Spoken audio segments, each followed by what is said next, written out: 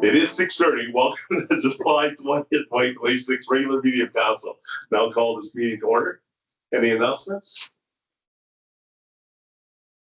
Okay, the agenda, motion for the agenda. Motion, Councillor C. Move to approve the July 2026 regular meeting council agenda as presented. Seconder, Councillor Beck. Any questions or comments? Okay, seeing none, all those in favor? Carried. And for the minutes, I just have a quick amendment I'm going to mention first. Is it mentions that Staff Sergeant Kenny walks in. He wasn't at that meeting last time, so we'll get that changed to Corporal Adam Olson walks in. Everything else is fine. But if there's anything else with minutes, I'll ask for a motion to approve the minutes as amended. Move to adopt the minutes as amended from June 22nd, 2026 regular meeting council and the July 13th, 2026 committee of the whole as presented. And that's the opposite way around. It's the amended committee of the whole ones and the regular meeting of council is fine. Okay. Okay, Secretary Councillor Cripps, any questions or comments on those? Seeing none, all those in favor? Carried.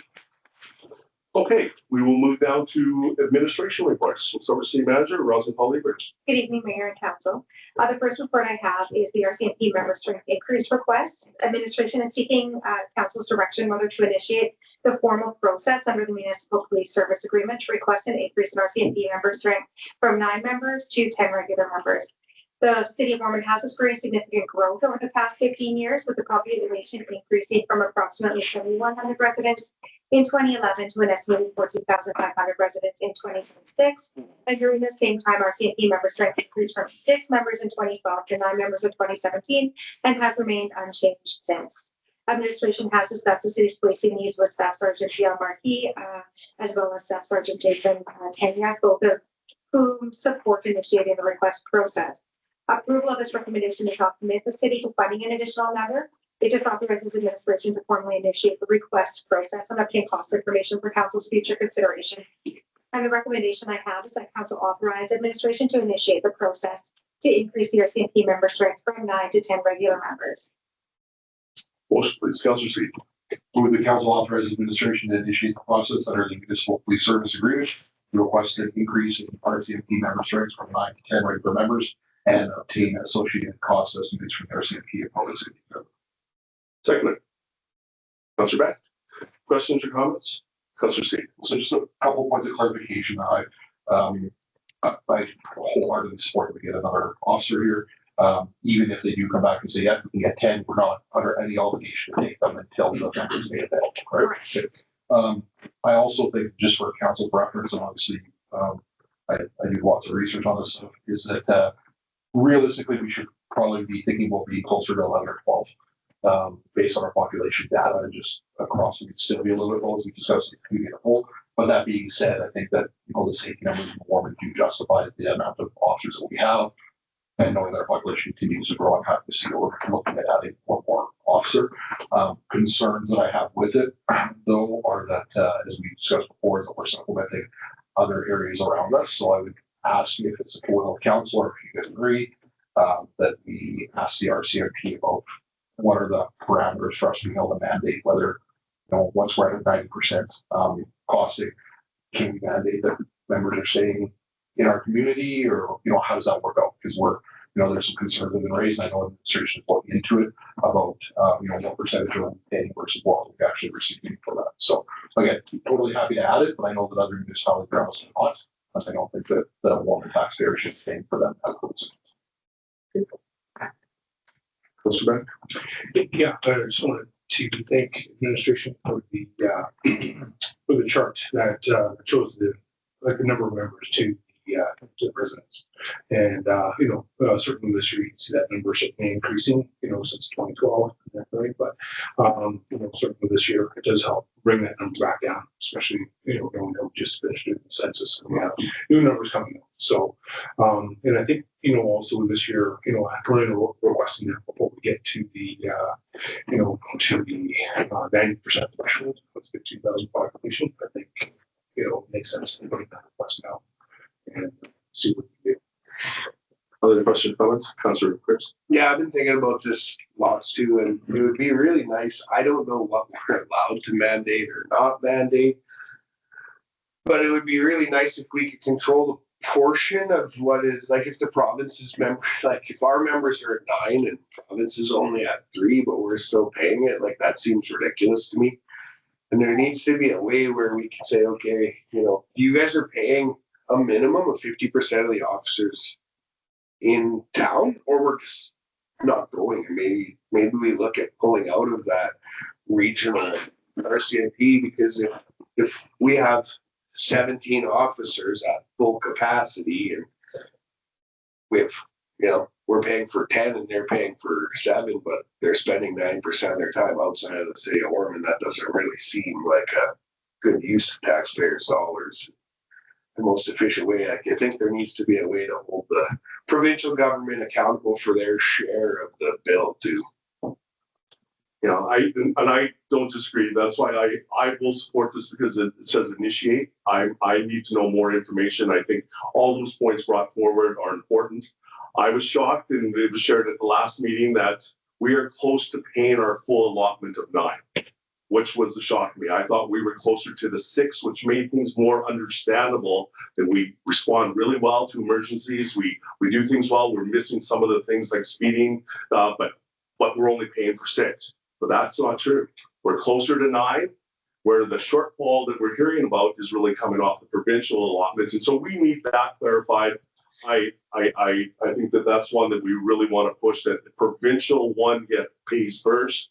We pay the leftover, because it is that working together aspect. And again, they have deeper pockets than we do in areas like this. So I think if we're going to continue in this area, and I can see why our neighbors in Martinsville have considered the other options, when, you know, because if you just went municipal yourself, your officers stay in your community. But 9 is not enough, 10 is not enough, 11 is not enough if we were just doing ourselves. So we need that synergy, but we need to know more for the funding aspect. If we're not getting it, then we need to make sure that I think that's looked upon as the province pays first, we pay after. That I was surprised to find out that was not true. So that was my becoming moment here at the last meeting, and really going through some of the research that we had here that we're being charged, because they said, no, you guys are at your full allotment. That's sure not what we hear in our monthly updates. Yes. I think that, again, points well taken on that.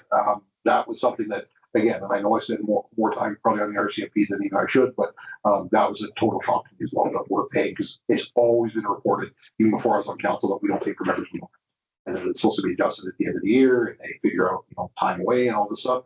I think that this is putting the cart before the horse a little bit, but I think that in the future, perhaps even starting next year, if our neighboring municipality in Martinsville that is also paying for our officers was to get up to the same allotment that we do, perhaps there may be something a little bit more teeth to say the members that are in Martinsville and Warman are only able to respond to calls in Warman or Martin. You know what I mean? So that we're kind of covering each other, we're helping each other. Something happens in Martinsville, they go there, or vice versa. But I do have some of those concerns, and that you know, we can go as far as the Berry Barn for coverage, and I don't think the Berry Barn's paying for our officers. So very good points, but I think that's going to be a good discussion for next year.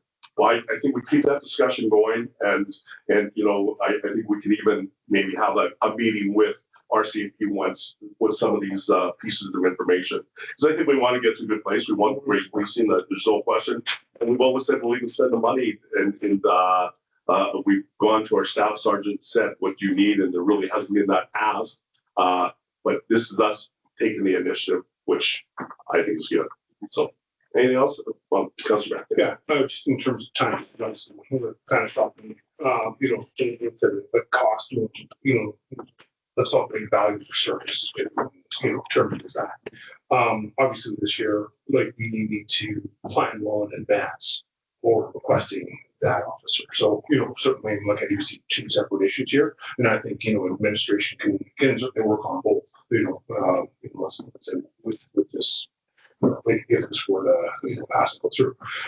So on that, in terms of the process, where we have to make this decision before September, or we can make the request at any time. Okay. They had indicated to me that it's an 18-month process between, so even that now, or at least 2 years out before Yes. anything transpire. Yes. Because obviously it's, that's kind of formulated with the academy, but one of the things that I do like about the request, that kind of thing, is because she demand the RCMP, and perhaps that could help, like their advocacy in terms of efforts of trying to recruit more, let's say through Depot and whatnot. So, so certainly this year, we have definitely, I was just wondering what the timing is like. So, thank you for that clarification.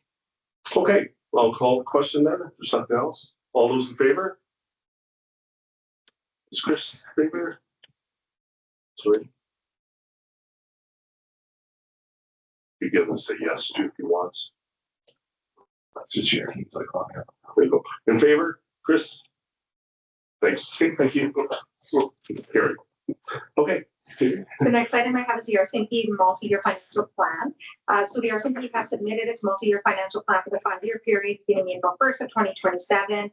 And the MYFP provides projected policing costs and identifies anticipated operational initiatives over the planning period. The approval in principle acknowledges receipt of a plan and confirms it will be considered during the city's annual budget process. It does not constitute approval of future municipal budgets or funding commitments. So the recommendation I have is that council receive the multi-year financial plan, approve the plan in principle, and authorize the mayor to execute the approval in principle on behalf of the city.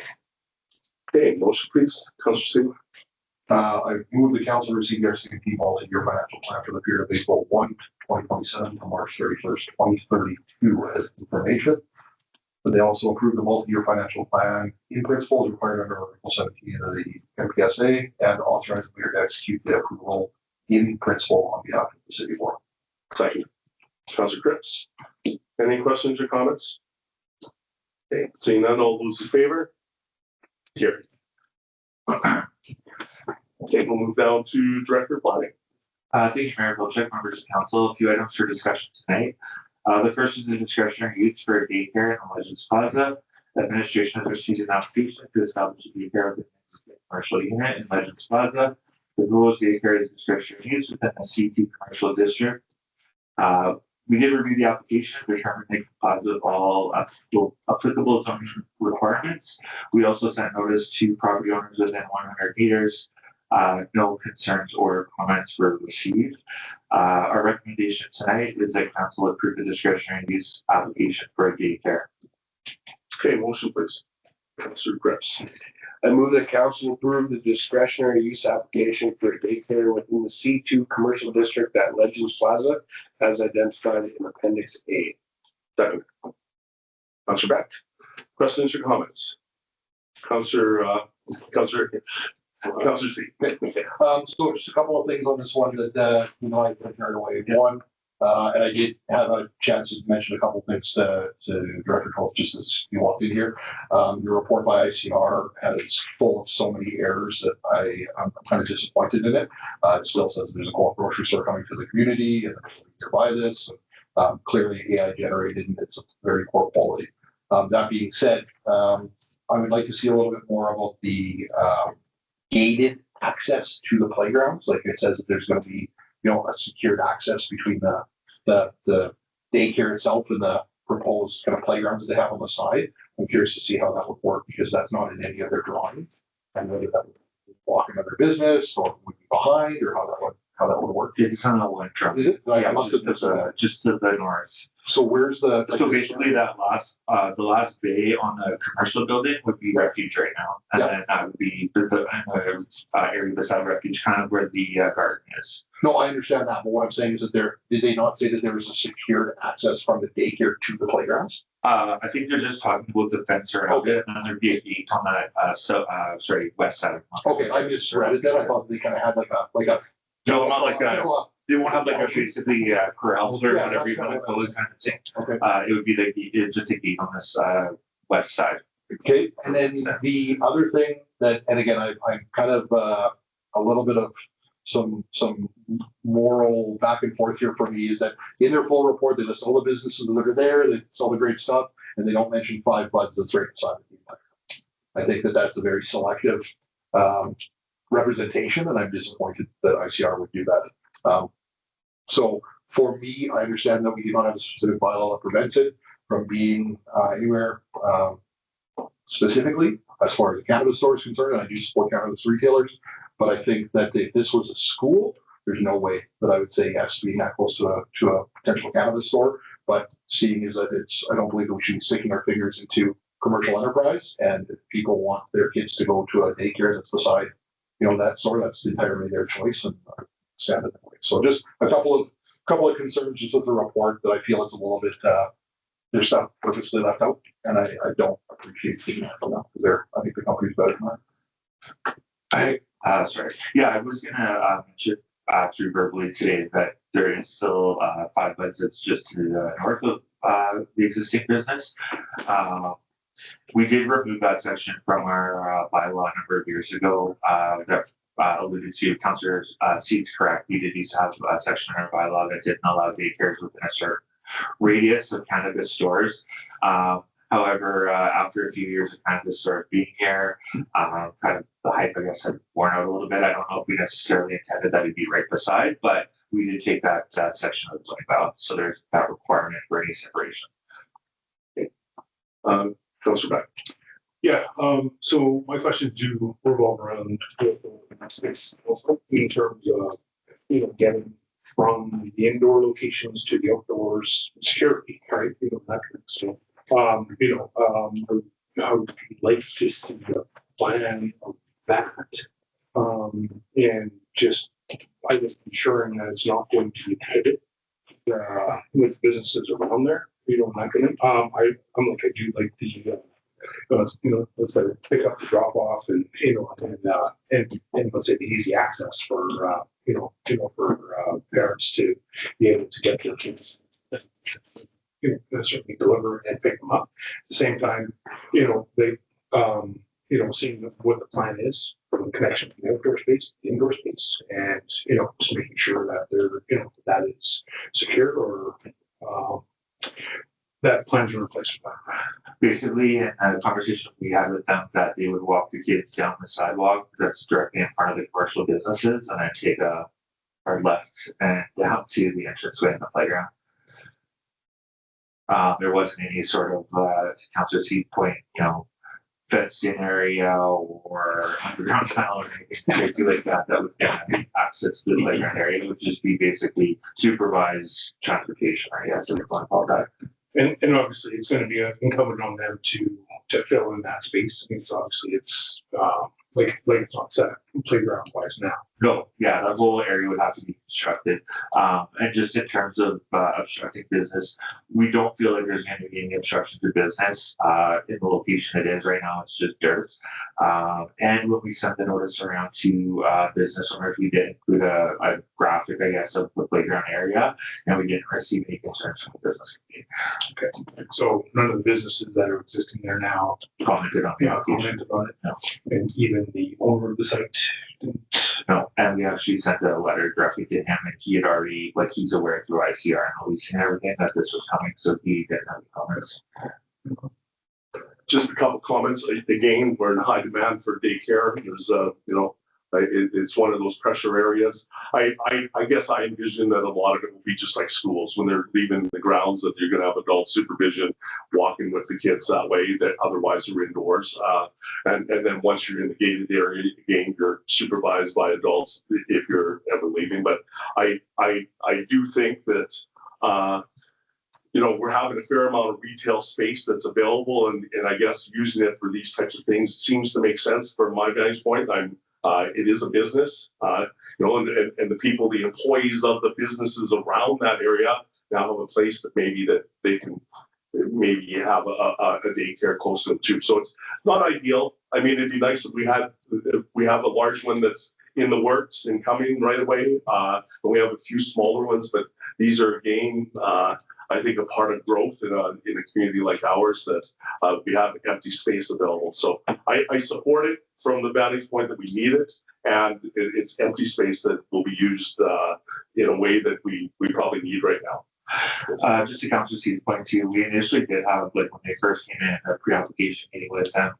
We kind of relayed our concerns, which are very similar to Council's, not the most ideal location.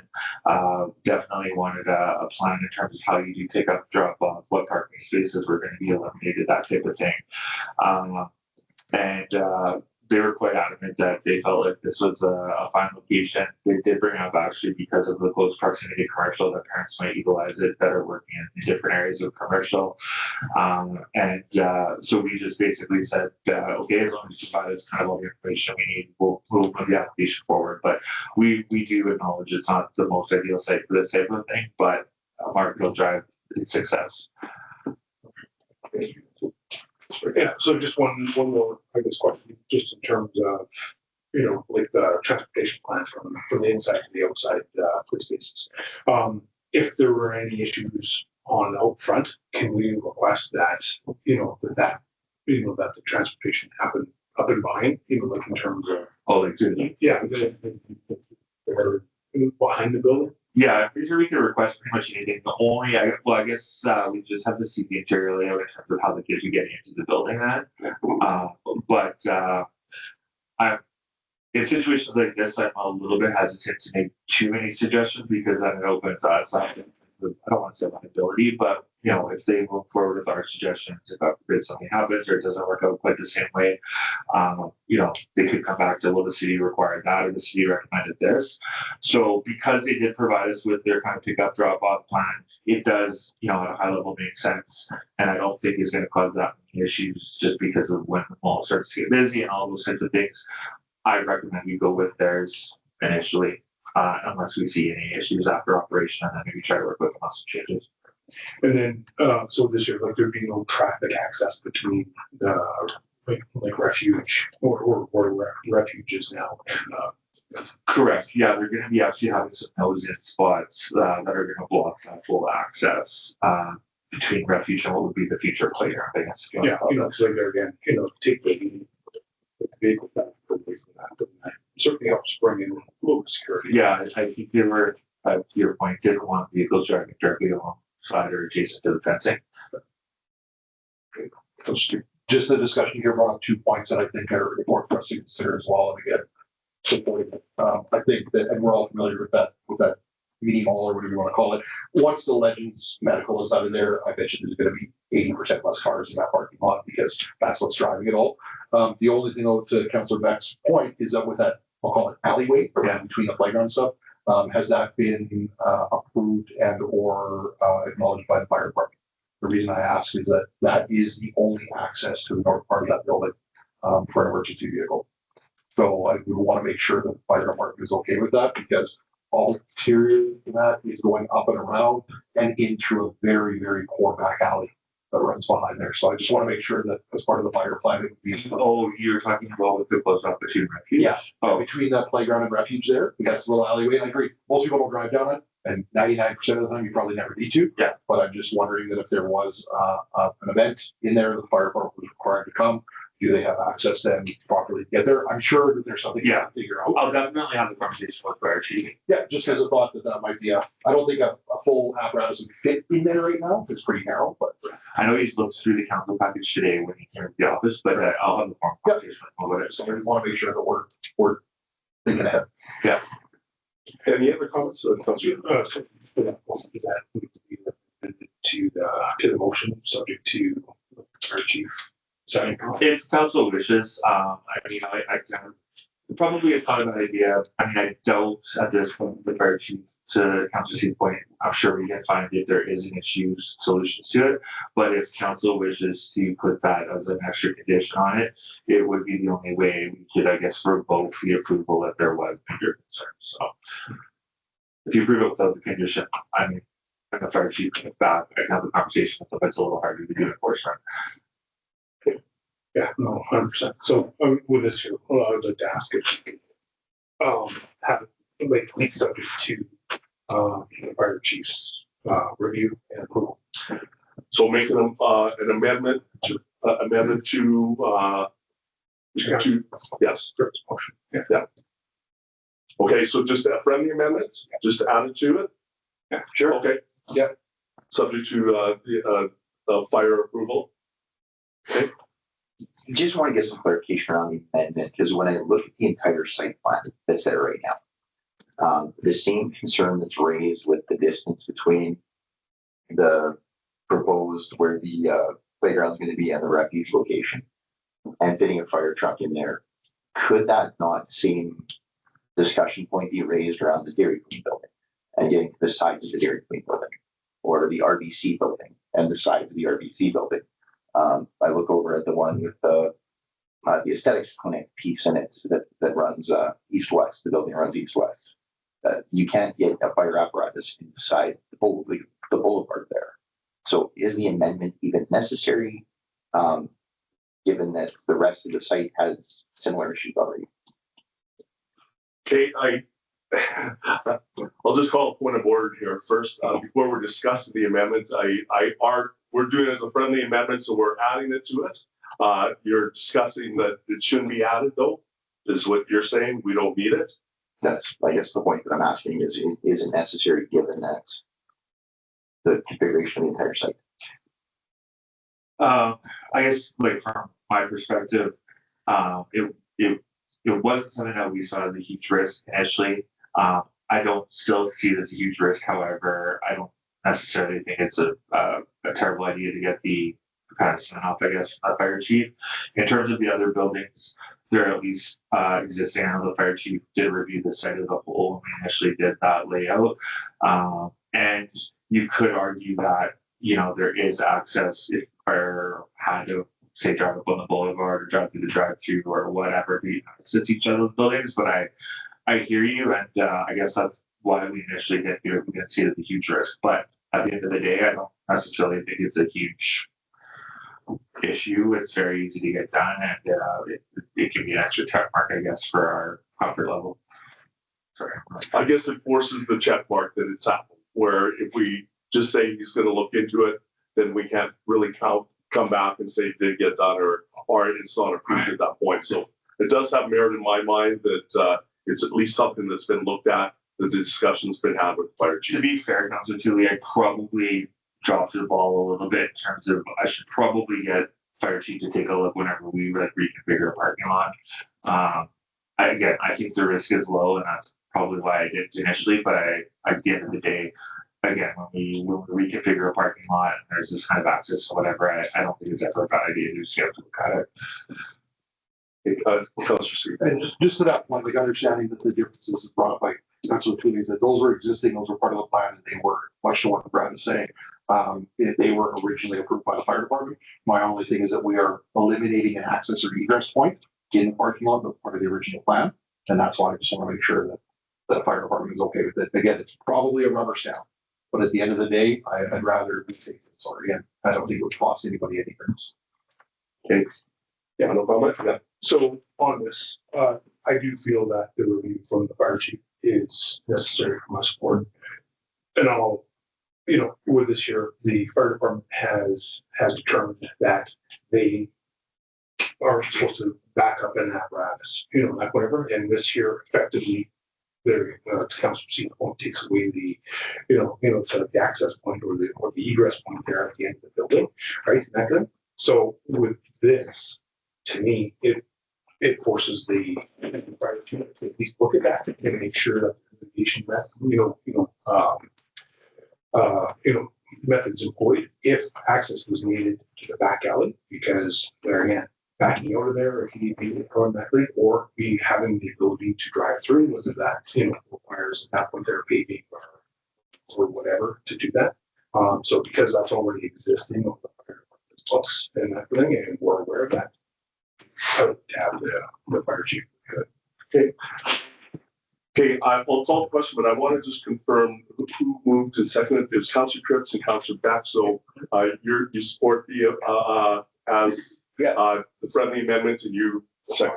Absolutely. Okay. Okay, I'll call the question then. All those in favor? Carry. Okay. Thank you. The next is a discretionary use for cannabis retail stores. It might be opposite of the initial one. Administration received an application to establish a cannabis retail store within Unit 2 at 920 Scandal Boulevard. Cannabis retail store is a discretionary use in the CD commercial district.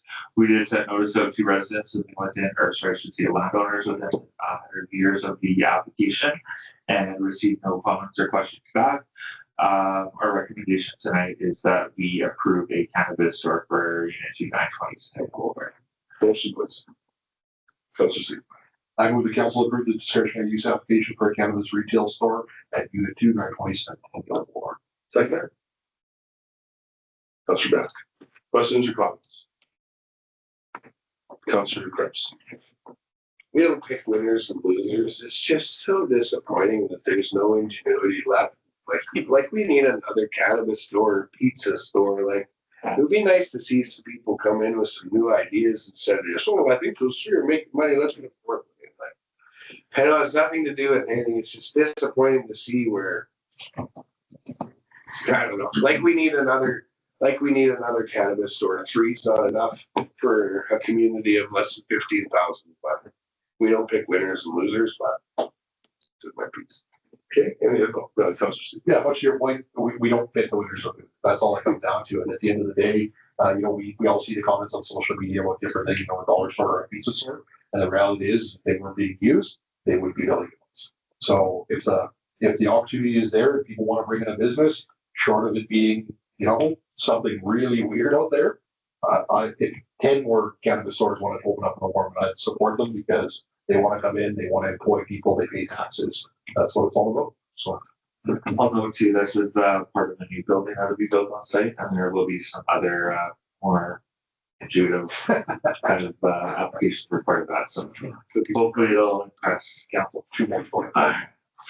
Other questions or comments? All those in favor? Carry. Thank you. The next item is related to our accessibility plan. This accessibility plan has been in front of committee on a couple of occasions. The last time it was at committee, we had decided that we would go to kind of like-sized communities and get an idea of how they were moving forward with their plans. We did attach that information for council's information. We are recommending that council establish a committee for accessibility. We still feel that the committee, however the makeup is determined, will be a huge asset in terms of providing council with recommendations, not necessarily not necessarily items that council has to move forward, but recommendations in terms of how they see fit to move forward some of the recommendations within that very large document. The intent initially was for this meeting that perhaps we look at just council asking basically that we establish the committee and then the administration goes back and kind of comes back with the perimeter members of that committee. So kind of a step-by-step process just to ease everyone into it. But I know the motion reads a little more like just establish the committee. So however we see fit to move that forward, we would be open, but we do feel like the committee structure would help council move some of this document forward. Like I said, it's a very large document, lots of recommendations in it, and it's going to take quite a bit of work to get through it and come back to it. So I'll leave it at that. Okay. Motion, please. Councillor Beck. So you're going to take the test here. So I do have a motion. It's different than what is being listed. So the motion is to approve and direct administration to develop a proposal to council outlining a mandate, terms of reference, timelines, budgetary recommendations, and committee composition for us to review. Or to review and prioritize the accessibility. Okay. So no comments on it, but just the motion right now. Did you get it, or do you need a copy of that? It's all recorded. Oh, it's all recorded. Okay, you're good. Seconder on that. Councillor C. Okay, go ahead there. Councillor Beck. Oh, comment now. Yeah, so, certainly where I see this differing from, from what was kind of proposed, that there, to me, the creating of the committee or announcement of the committee and then going back and figuring out what the mandate terms of reference are and all that whatnot does not work well for me on the governance side. So that's where I would like to see that proposal coming forward back to council to clearly outline the mandate, terms of reference, and to certainly have some some ideas for timelines and budgetary let's say acceptance, just so that we show that the coordination is put ahead of time before the committee structure or committee memberships. So that's the reasoning for my differing what has been presented. Just a couple comments. I support that, actually. That's, I think it's getting the cart before the horse in some ways of, here's the rules we'll follow with this, because the committee in general, in some ways, I think we're lacking a few of those within our community. I see the benefit of something like recreation. I could see benefits in maybe some of our areas that, even, I don't want to start getting into specifics, but other areas that maybe we need more of that type of thing happening. We have some of that happening with, our relationship with the chamber, but so hearing what the terms of reference, hearing what is happening that way, I think leads us to the possibility of a committee, if that's the will of council, but at least then they know what are we approving, what this committee will do, what's their mandate, and where we can go from there. So I support it. Councillor C. Yeah, very much. I actually was not going to support the motion as it said. So hearing Councillor Beck's change your motion, I should say, is actually perfect in my opinion. It like mentioned, it gives very clear parameters.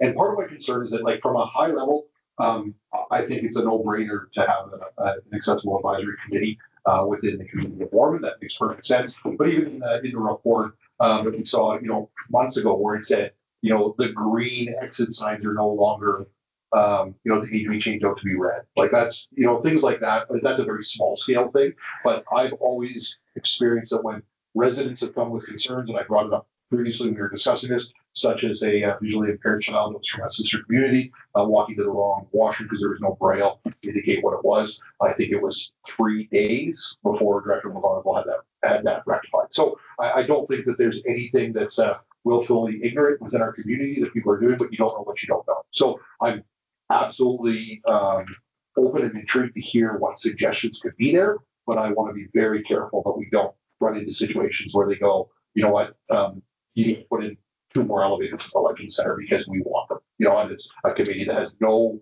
guidelines for a budget whatsoever. So I think we'll support the motion as this. Councillor Griffin. Yeah, I'm okay with it. In terms of, I don't know what our ad hoc, like what we have in our bylaws for ad hoc committees and stuff, but like a committee, like the whole point is them to just bring back some points out of this that, suggestions of maybe things to look at. They can't pass anything. It's still got to come back to council.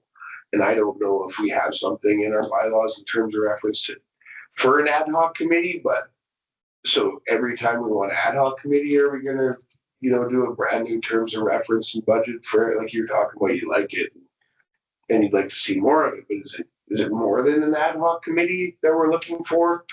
Or, how does this work going forward as well? What kind of a precedence do we set when we want to just throw an ad hoc committee together to because realistically, they're just asking us to take this big, huge document away to a committee, go through it, what makes sense, what doesn't, and bring back some suggestions to council to approve. Right? So it shouldn't have any budgetary implications.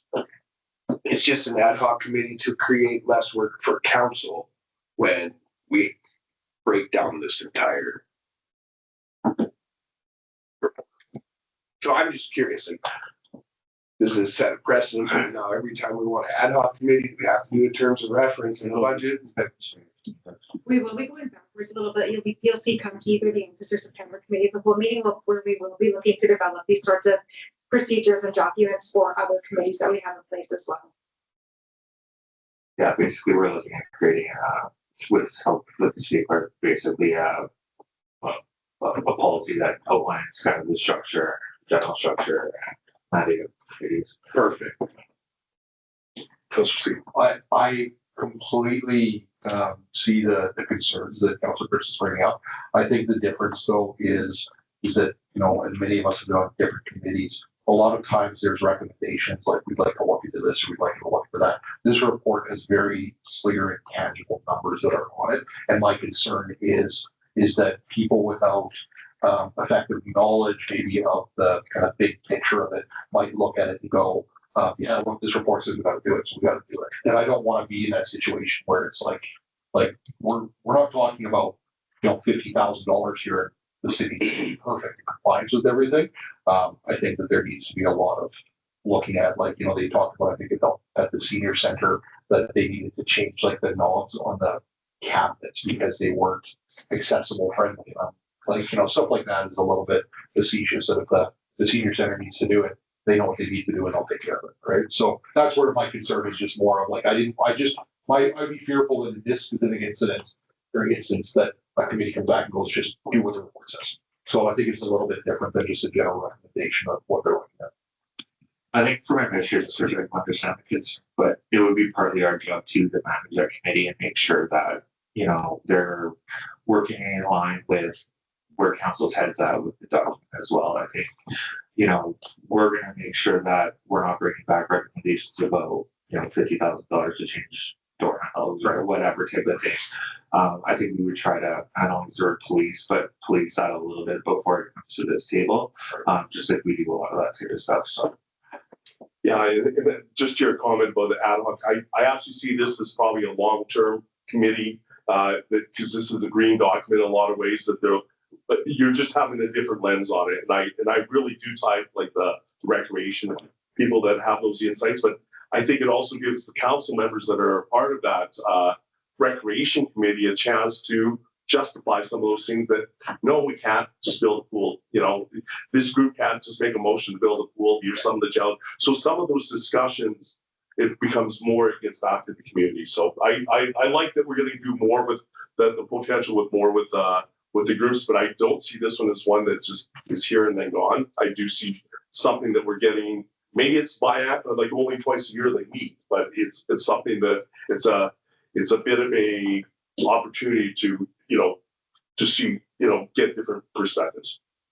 Yes. Yeah, and I don't disagree. I was looking for a little clarification, and I'm not going to get. I mean, I am for 1 second get a little on the administrative side, but if it's going to be a permanent one, then I would highly suggest that we have somebody on that committee that knows what's code and what has to be done versus. So when it does come back, there's wants versus needs and what literally has to be done by code. Nothing in the report that was provided, like all of our buildings right now do maintenance, and nothing in the report that's provided, is mandatory as far as cost share goes. That's what I mean. So if you have someone who doesn't know that thinks you have to do that, go. But you have someone on that committee that understands the accessibility codes and bylaws, and that's if you're going to keep it as a standing committee or like that. And it would be a part of that. Yeah. So yeah. Okay. Any other questions? Okay, seeing none, all those in favor? We're halfway through here, so let's keep it. The next one is the residential sidewalks no clearing. Sorry, just 1 second. Get there. So as part of council's annual authority review, council directed administration to review options for residential sidewalk snow clearing and to prepare a draft residential sidewalk snow clearing bylaw for consideration. We did create a draft bylaw, brought it to committee as a whole. We're asking for first reading tonight and discussion to see if we're on the right page or if not, what we need to go. We brought this in. We brought this forward, I guess, before we bring the full snow policy back to council, or snow bylaw back to council, just because depending on how discussions go and what happens with this, it could require changes to the actual snow bylaw as well. So I guess Rich is going to And I'm just going to make a quick comment before I ask for a motion with this one. I think the yes or no on a sidewalk can really come after. Like we can do first reading. We can look at, is this going to work? Then that's as a chair, I'm saying I think to have the deeper discussion and maybe go where we need to go with this, we should pass first reading or consider first reading. And then if we don't pass second and third, there is no sidewalk policy, and we continue moving forward. If we do, then we have it as we amended as we go there too. So we'll with the adaptations with that. So with that in mind, I'll ask for a motion for first reading. Councillor Steve. Yeah, I will move the council give bylaw 2026-07, the residential sidewalk snow clearing bylaw first reading. At this regular meeting. Seconder, Councillor Griffiths. Questions or comments? And I know there's going to be lots from it. I have a few myself, so we'll go around, let people have their time with some of the aspects of that's currently there. Our comments on it. Councillor Steve. So for me, just a couple, I'll keep them short and give other people opportunity here as well. So a few things I did mention some of these to Director Toth. is that, as an example, under the, 2025 even 11 bylaw that's shown as the appendix, one thing on there that, is noted, because we're using it as a reference, is under section 10 or parked vehicles. It says that, basically it's owner's responsibility to dig out their vehicles if it's surrounded by snow or wind ridges, and they have to move their cars to an alternative location, but there's no reference there about, if there's notice given. So like, you can't just go, well, we're clearing the street on Thursday. We decide we're gonna do that. And Thursday we go down and somebody's car is there and we tow it and pull it out of the way. Well, if you didn't tell them that you were coming, you can't, that's not reasonable. So just like to look at that, whether something like that could be added or could be included in under the parked vehicles. That's one. Sorry, One has to see, so, yep. Appendix A bylaw 2025-11. okay, so you're talking about the actual, okay. In that, because it's related to what we're talking about here, just under section 10, but it's, the parked vehicles, it's on the screen right now. So just no reference that notice needs to be given to residents, and then if notice is given and they don't move it, then obviously we've got something that we can, some teeth we can put into it. In the actual residential sidewalk snow clearing bylaw, under section 2, time for clearing, I find that section, I'll wait for, I can bring it up. Sorry, it's actually appendix B. Yeah, and then section 2. So under section 2 for time for clearing, I find this to be confusing. So A says snow and ice shall be removed from the adjacent sidewalk within 24 hours following the end of a snow event, or by 12 o'clock noon following an overnight snow event, ending between 9 p.m. and 6 a.m. And in my opinion, that should just be 24 hours. Because what constitutes, like, so if the snow ends at 11:59, you have 24 hours, but if it ends at 12:01, you only have 12 hours. Like it opens it up that people can be too confused. And I think that like Administration agrees, and Councilor Cedar brought that up earlier, and I totally read it, but it was obviously too late to change it in terms of what we brought to council, but totally agree it's confusing, and whenever we have a situation that's even slightly confusing, residents will use that to undermine the bylaws. So our recommendation in there would be that it changes to a strict like 24, 48, whatever council decides. Another point is that under section 4, failure to comply, that it says that we could under subsection 2, recovering the cost of clearing for property owner by invoicing the owner at a cost of municipal tax roll or created by law or by pursuing any other lawful means of recovery. Well, I don't have an issue necessarily for the problematic incidences of having to recover costs for this. I believe that we need to have clearly defined costing here, not just arbitrarily billing people. If we're in the middle of January and there's been a massive snowstorm, somebody's on a fair sidewalk and we decide that we need to take enforcement action on that, I get it. But try to find a snow clearing company that's going to come out and clear that. They're going to come up and say, normally we charge $100, but if you want us right now, it's going to be 500. I mean, it's supply and demand. So I just think that whether that would be, and I don't have an answer, but whether that would be $10 every 10 feet or whatever the case is, but I think we should have very clearly defined costing that if the city is going to take enforcement action against it, that we know what the cost would be.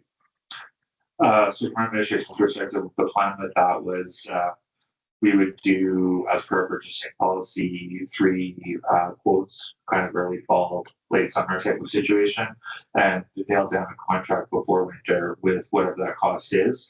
Understand Councillor C's comments. Our recommendation would be we either put it in a schedule because it's easier to change annually, or we just basically, through our communication and advertising, communicate that number out to the public.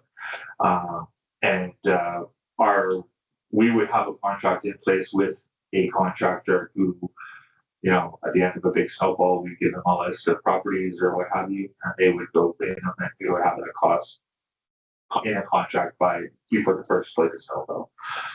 So I guess the question is we would rather have that cost schedule that we amend on an annual basis, or just something that we include with our communication and other type materials. We'll hear from others too.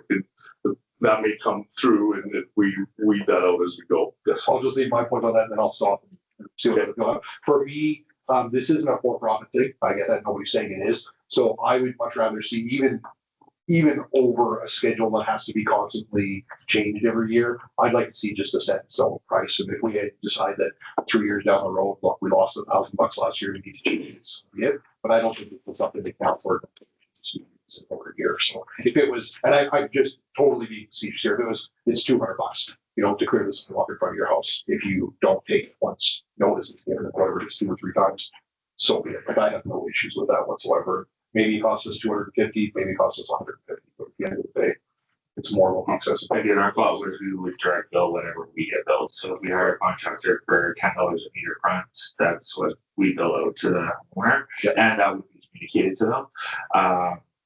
I don't like a set price just because, to your point, your sidewalk is a lot bigger than maybe like Councilor Seed's saying, just because you're on a corner. So, or sorry, sorry. You know what I'm talking about. Point of order. Too many items today. So yeah, that would be our recommendation. I just have a couple quick comments. I'll have more as we get deeper into this one, but I don't think 24 hours is enough. I think I could be off on a trip somewhere and have to arrange some things. I'd say 48 hours. And I was just trying to get a little bit of a tester from people I know what's fair, and that's like a number that people could understand and be. I don't like the words reasonably free. Like I take reasonably out. You just put free up, and I think when you take reasonably, the adjectives are not great for bylaws in my mind. I realize that you're making it more subjective than it already is in some ways. And that's I guess and the walking path is reasonably clear, free of just free up. And I mean it is. I think it's still. I think we're going to be reasonable. Is our plan? Our plan is to.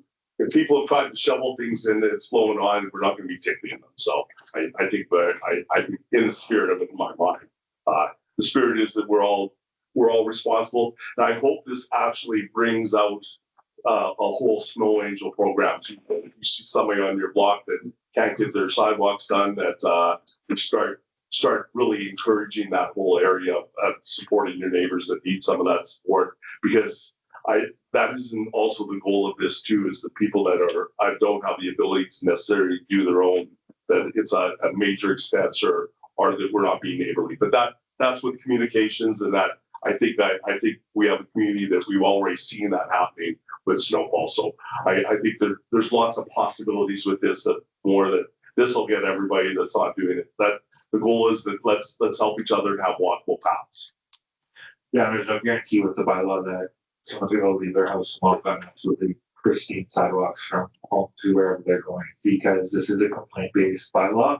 And I live in Saskatchewan, full disclosure, and we have a bylaw like this, and you can walk in the winter, and I mean, probably every 5th house has a bad sidewalk. So it's all about reporting it, and if people don't report it, I don't think we're in the business of necessarily going around and searching it out.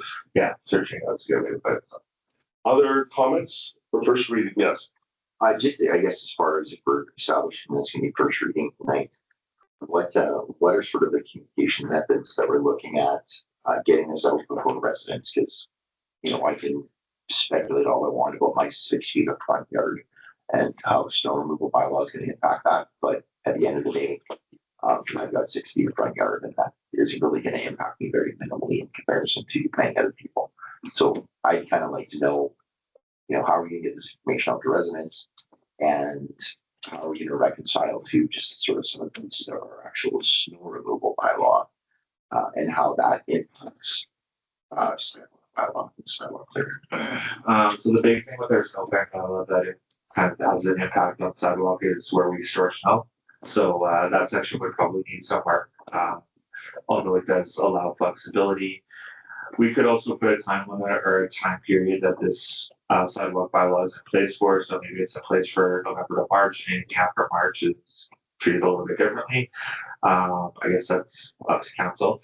In terms of communication, we were looking to you to see, I guess, what kind of communication you want. With these types of bylaws, we went where we do something online to absolutely nothing, to just do first reading. If someone hasn't read the agenda, they don't really become aware of it. So, I mean, if you want my honest opinion, I think we're probably gonna get a split no matter what we advertise for snow clearing because we can't make anyone happy, but we could do, a post on Facebook and kind of communicate that way. I'll just go for the next meeting and then bring comments back. We could also throw something in the paper, like we do with zoning bylaw type stuff. But we'll take council's lead on whatever you think is adequate.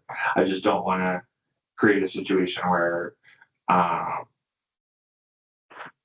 I'll leave it at that. Well, and we've had some feedback times, like our Wednesdays at times, and I mean, we have a link to the policy, they can dig in deeper, or what a lot will do is just make a comment, and which is okay. Like, they give some, I mean, we can get more formal if we choose, that's the will of council.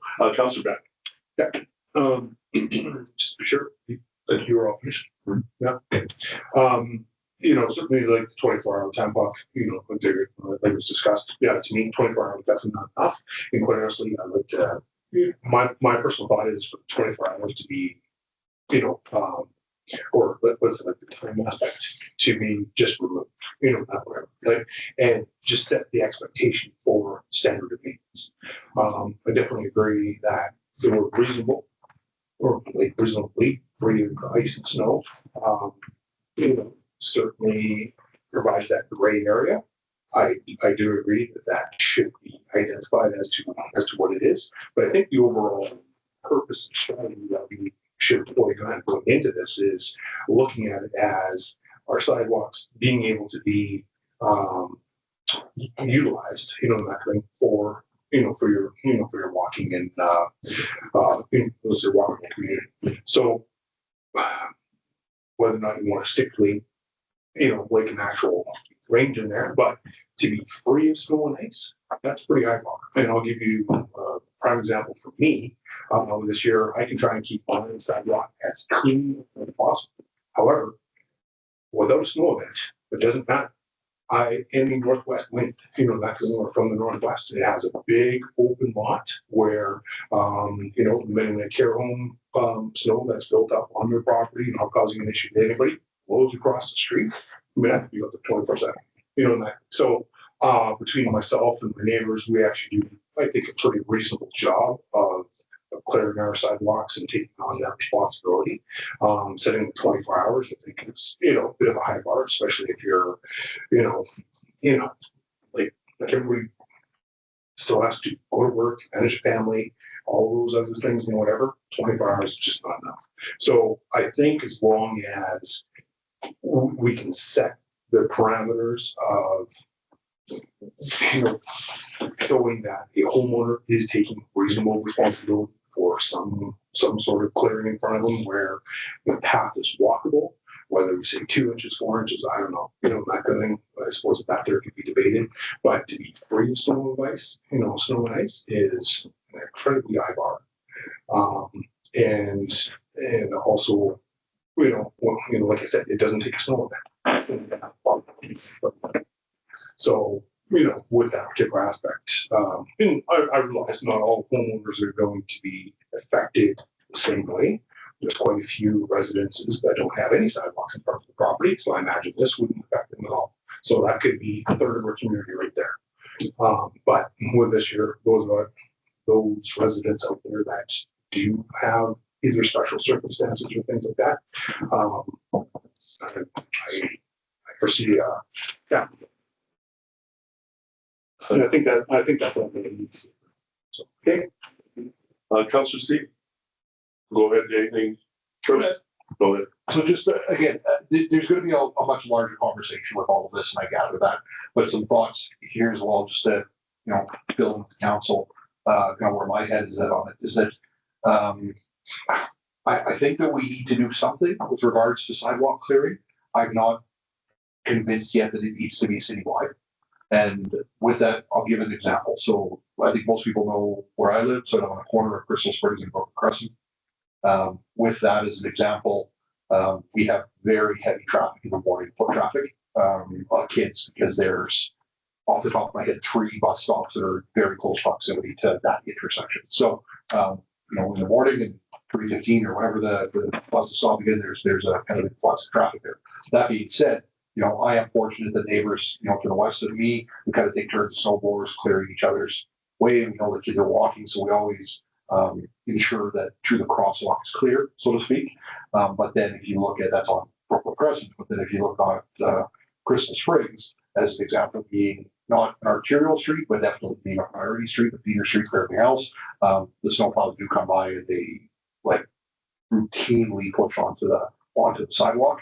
The issue with that, we clear a path usually between the sidewalk and actually my fence, which is on my property, but is a long way for kids to go down. I don't have an issue with that, right? And we'll continue to do that. It's a personal choice, but I certainly cannot clear a ridge that's put in place by us.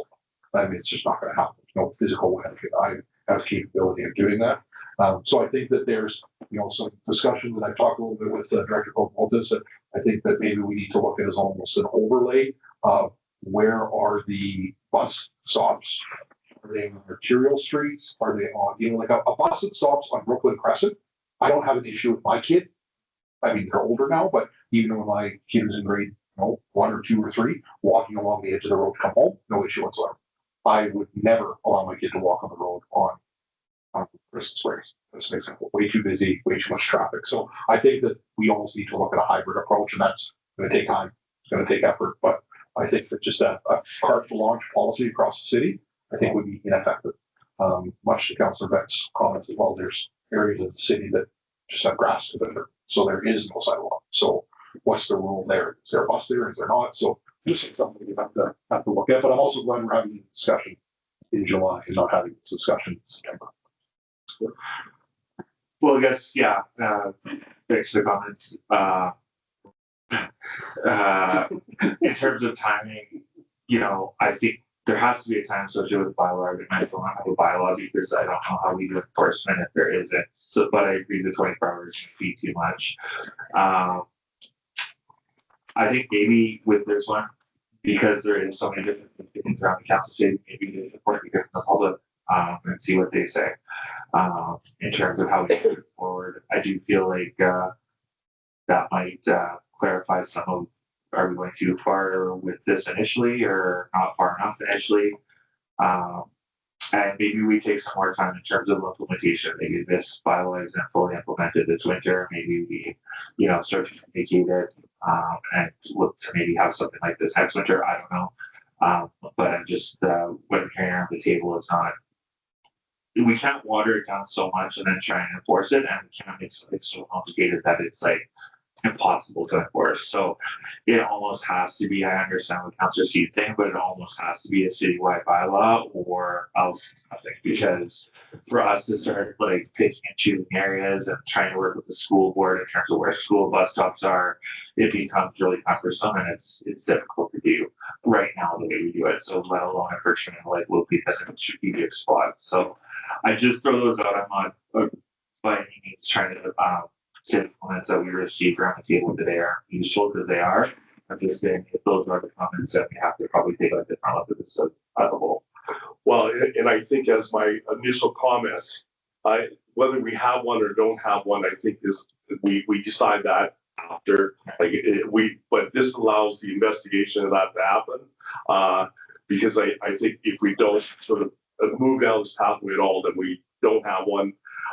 Because that has the domino effect of where we put snow. And so I think if we're going to say we have a sidewalk policy, we can't be stacking our snow on the sidewalks then.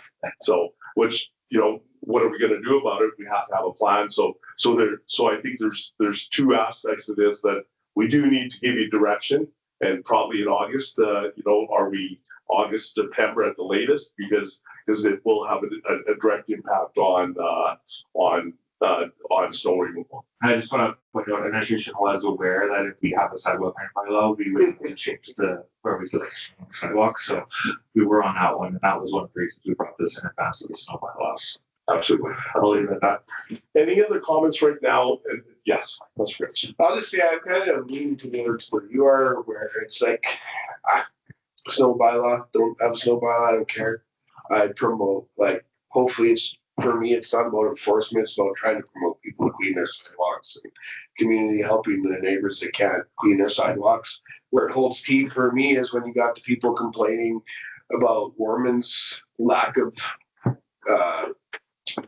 snow clearing, rip over and check out their sidewalk. Like, oh, you know, maybe let's hold up a mirror, because I guarantee you a lot of people that are on social media complaining about the lack of snow clearing are not clearing their own sidewalks because they're in the house sitting on the computer bitching. So that's the only part of the bylaw that I even like that has any teeth. The rest of it, it's like snow bylaw, don't have a snow bylaw. I don't care. Just I'm more where the mayor is, where like let's just promote keeping the sidewalks clean so people can get out and help our community so you can get out and walk, right? I don't want to see a spot where we're going out, like you said, searching it. I like that it's complaint driven, but then you're still gonna have the complainers that are holding it over their neighbor's heads. So It could be something too, like we received this request pretty late here from council, but it could be something too that over the next year, you know, we take to open house, trade show type stuff, and really get a feel, I guess, for where the community is at with it, because I feel like a lot of our snow policy has been developed in this room and in City Hall, and not necessarily with any input from the city. And don't get me wrong, I know input from the city can go like haywire too, but at least then we have something to point to that, you know, the majority wanted us to go this way, that's why we're doing it. I think just the last short comment is that, from my standpoint, I don't care about a sidewalk necessarily being cleared for me personally. I get out and actively walk quite a bit. My concern is twofold. It's about kids' access and safety to primarily the buses. That's it. And not a lot of kids are just walking around in winter, let's face it, right? But we did also, in council, receive the communication from a couple of residents at least that were, you know, concerned about their kids walking off of primary streets, and not just Crystal Springs, but other, you know, arterial roads, First Avenue, things of that nature. And my concern, and something I won't do, is just say, look, let's just leave it status quo because, you know, we've heard it, but whatever, it is what it is. And I'm not suggesting that we're just completely pushing it off, but if we don't do something, or we don't spend the time to look at it, we don't listen to the community, that's exactly what we're doing. So I'm a huge advocate for, you know, having public feedback, whether that be, you know, I mean, we just need to get the word out. If that means we all share it on social media, we put it in the Gazette, we, you know, put some public notices up, like, I mean, there's only so much we can do. And that being said, this is just, I'm going to put a little plug in for something else I asked for that I think we've approved previously. This is the kind of thing that can be effectively communicated if we have a city app. Okay, when we talk about the city app, which we've approved, we haven't seen anything on it yet. This is the kind of thing that, like, there's no excuse not to have it, not to have access to that as a resident. And if we put it out and say, hey, we're discussing the snow clearing bylaw, and it's going to be held at, you know, the Brian King Center on this day at this time, or wherever it is, you know, this, we're welcoming people to attend. Your feedback is important. These are the kinds of things that we do, and this is why I push for that to be happening. So hopefully that will be something we can tie in a not too distant future. There's some creative stuff that we can do with that, online and Facebook and stuff like that. I think to commit into that right now, but I can just see the video in my head right now. Well, if I may, sorry to interrupt you, but I wouldn't do something just online. We should do a survey, an actual survey, and build it and have the questions that we want answered. 5-10 questions. Here are the points. Do you think 25 is appropriate, 24 hours is appropriate, 48 hours, or 72 hours is appropriate? That could be one of the questions. It's easy to create. Yeah, I like that. Well, and even the simplicity, do we need a sidewalk clearing policy? We'll get a pretty clear line on that one right away. And then that gives us direction. So good advice is, because I think we're not just the off the cuff comments. It will be a magnet for comments. Yeah. Every person has an opinion about snow removal. If you ever are, it's quiet in a room, talk about snow removal. Like I can do that at the senior center all day and get people talking. I do like the public participation though, because like I said, whenever I'm dealing with a resident on the phone or they're yelling at me one way or another, if I can say, hey, we went out to the public, this is what the majority feels, it shuts them up fairly quickly. So, well, you show the chart, the chart after. Here's why we did what we did. Right. You told us this, we did this. So it's a follow through, and there's reasoning for it, not just so. Do we have what we need right now? We're good. I know we have some time, a lot of time between meetings, so I think I'm asking for that. I think maybe tomorrow at the director's meeting, we can talk about it, kind of go into a bit of a strategy, and then maybe like just like council on by email or something. And then let the survey is something we can look at if that's for sure. Short and sweet survey, I think with links. you will get engagement. The snow removal is one of those areas you'll get it. Do we need proof of residency to vote? Well, that's the challenge of some of the surveys, right? Like if there's survey monthly or something that whoever wants to say, and then how many times and all that. I think there are some challenges, but I think there's ways to control how many times one person, like generally, unless you're really smart with computers, can do it. You know what? Nobody's gonna skew it that bad, right? okay, I'll call question. All those in favor, first reading? Here. Okay, yeah, the final item for me tonight is, snow clearing future equipment. Sorry, I'm just going in here. So administration has identified the purchase of a second snow blower as a priority to improve the city's snow removal capacity and operational resilience. The city's current operations rely on a single snow blower, creating a risk of service disruption should the equipment become unavailable during a significant snowfall event. This report recommends the purchase of a second snow blower to provide operational redundancy, improve the efficiency of residential snow clearing operations, and enhance the city's ability to respond to winter weather events. I'll just add a couple of points. So the piece of equipment that we would use to run this snow blower is in next year's budget. We still are recommending that we move forward with this purchase because of the price that we're getting for it and the lead time. But we would have this equipment before we had the other piece of equipment to run it. But it still does provide that, I guess, redundancy in case the other snowblower goes down as we had last year at the end of the season. So I just wanted to point that out because I didn't want any pass false information in terms of we be able to use this instantly or anything like that. But I'm happy to answer any questions council might have. Okay, we'll start with the motion. Councillor Grips. I move that council approve the purchase of an additional snow blower for public works to increase operational redundancy and improve the city's capacity to respond to significant snowfall events at a cost of $246,000 plus applicable taxes and fees. Second. Councillor C. Questions or comments? Councillor C. Just one question, and the director did a good job of clarifying that because I know that this, I guess technically this year, we had a breakdown with that and it ended up, we thought it'd be 6 weeks and it ended up costing us 3 weeks or something like that where we didn't have it available. So having that backup for lack of a better term is a no-brainer to me. My question is that when we go through the budget deliberations and understanding that, let's say the attachment or the drive motor for it is scheduled to be purchased in 2027 as part of the budget. Conceivably, when we approve the budget in November or whatever it is, we could conceivably have that ready to be purchased in January 2nd kind of thing, right? And we could even have those initial conversations with the supplier to say like, what, January 1st at 101, you're getting this PO and be like this time yesterday kind of thing. Yes, So, and Jason is usually pretty quick on with that, so he's usually going to that's pretty happening first thing. In fact, he's already started some of the research and like discussions with the purchasers. So to your point, we be ready to pull the trigger like first thing in the new year if this goes through our budget and potentially even have it for kind of midwinter. right, and that's all I'm getting is that I don't, we can't put the current program works before council actually approves the budget. But I think if it's something that like we know it's coming, it's already in the budget, we know why we need it. I think that we'd be very well off to talk to the supplier to say, look, like this is coming down the pipe. We just want you to be ready, so don't sell it on us. We'll be January 2nd. So Yeah. Thank you for your work on this. Other questions or comments? Councillor Beck. Yeah, and certainly with the completion of the public works building, kind of scheduled for this fall, certainly makes sense that we increase the capability of our fleet and our deployment. And this year I think there's a lot of operational efficiency to be able to make it. So, but there again, it gives us the opportunity and flexibility for us to deploy our city equipment in ways that I think will make a meaningful difference to our community. Cost of that $250,000. We're not that doing it consider what it is again. So from that aspect, I definitely support it.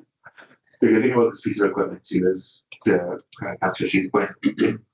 It runs off another piece of equipment. So yes, we had to do repairs to the old one last year, but it's a piece of equipment that will last a long time because you don't have like the same type of things with the engine and stuff in it. So even though we're buying this one, we're quite confident that the old one will last a number of years too. So we'll have that redundancy and I'll have to come back to council next year for that piece of equipment.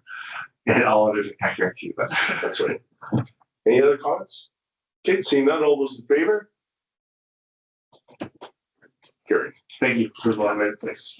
Okay, motion to file administration reports. Councillor Tuli, Move to file administration reports. seconder. Councillor Cripps. Questions or comments? Seeing none, all those in favor? Carried. Okay, my reports is there. Any questions or comments? Okay, seeing none, motion to file my report. Councillor Cripps, I move that the mayor's report be filed as presented. seconder. Councillor C. Any questions or comments? Seeing none, all those in favor? Here. Okay, round table. We'll start with Councillor Beck. Yeah, well, it's been a while since I've given a report around house deal, so I certainly apologize for being away the last couple of meetings. Summer's been busy, I was on similar road tour and whatnot, so I was visiting communities, talking with many councilors, many mayors, and certainly getting a flavor as to other challenges out there. So I certainly apologize for being away. Same time, it has felt just as busy, being on the road.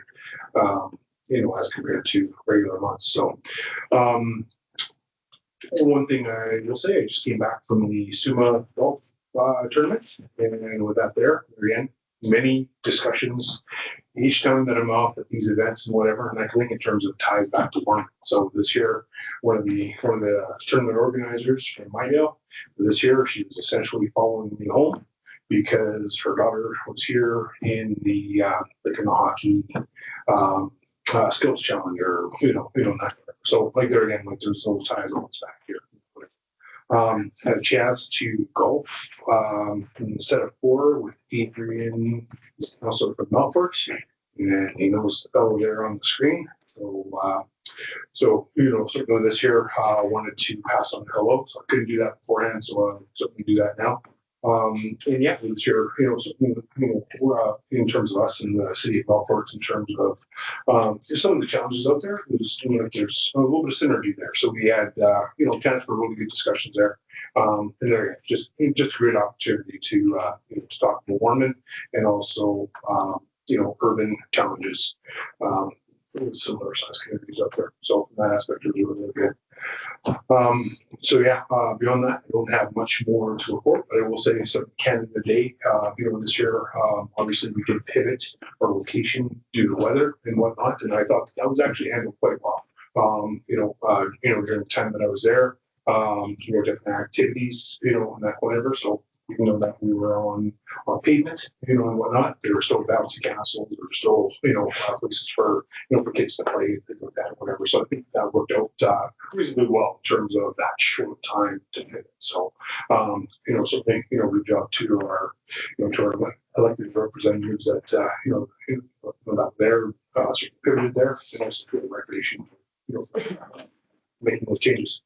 I also missed the parade, so good job on handing out candy in my absence and whatnot. So, so from that aspect, I did have, some people looking after my home and whatnot, and they actually made it down to Midway, and, excellent response. They actually brought, friends from Saskatoon and whatnot. So, I'm sure they spent several dollars taking that apart. So, there again, just all of that community spirit. We have so much to be proud of here, and work towards, and share with those areas around us. So good job on that. Thank you. Those scripts. Yeah, I just kind of build off of that. My aunt and uncle were up from Calgary on the weekend, and I gotta say, this is probably one of the most busiest summers I realized only 3 weeks in, but like, it speaks volumes to the community of like how everyone pulls together, and there's different events going on more and more here every weekend. And my aunt and uncle were just impressed with, how awesome the community is, how full, like they camped at Prairie Oasis Park. It was full in there. There's softball going on. There's car shows going on. Like there's the slow pitch community, the softball community. Like, there's just always stuff going on here. It's nice to see that we're starting to get some traffic here in the summer too. Like even as soon as like 3 or 4 years ago, it's just ghost towns in the summer. And you're starting to see like the community is putting on events and giving people reasons to hang out and get out and do stuff. It's fun to be a part of hockey camp. Okay, everything. Yes. So maybe go with Councillor Mason first. I don't know if I have, do you have a mic? Councillor Mason, do you have a mic? Yeah, I do. I just didn't know how well I'd come through. The internet's a bit spotty, but really the only thing for me is I have a Pimahawk Creek meeting next week. It looks like the agenda's pretty full, and I would love to be there right now, but as you all know, I don't have a house right now, so I have to stay up here for just a couple more weeks, and then I'll be back. So anyway, thanks for letting me be a part of the meeting this way. Thank you. Councillor C. So I've got a little bit, you go for the roundtable, but I've actually got something to follow up with you that we discussed in the whole. I'll just give my update. Since the parade was awesome. I think Miracle put it on social media. I don't think I've seen a parade that was nearly as busy as that one was. Like it was crazy. It was awesome to see how many people were out for that parade. It was very, very encouraging. Anyways, from what I understand, people had a great time there. On all the rides, they couldn't be able on them, but sounds like it did well for them. That again, well received again, and I do appreciate that. I didn't hear any negativity from anybody in the community about the carnival, their representatives, or anything like that. There is kind of a bad stigma that sometimes comes around some of that. So glad to see that it's a good partnership that's working. Do have a P4G meeting on Thursday, so we'll see what's happening with that.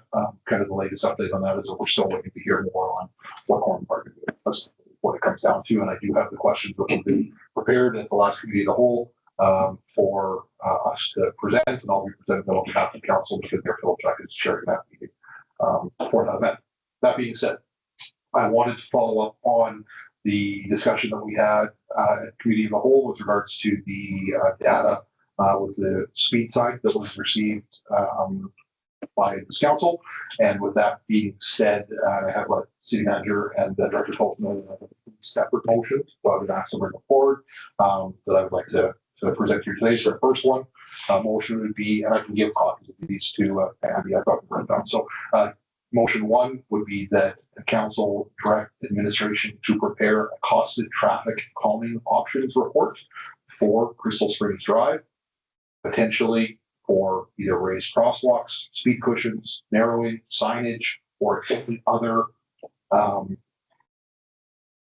effect that they deem fit. For presentation no later than September committee of the whole meeting in time for the 2027 budget deliberations. Okay, so that would be my look for a seconder for that. Councillor Beck. Okay, discussion on that one. Councillor C. I'll just give my points on it is that I do understand why administration wanted it broken into three.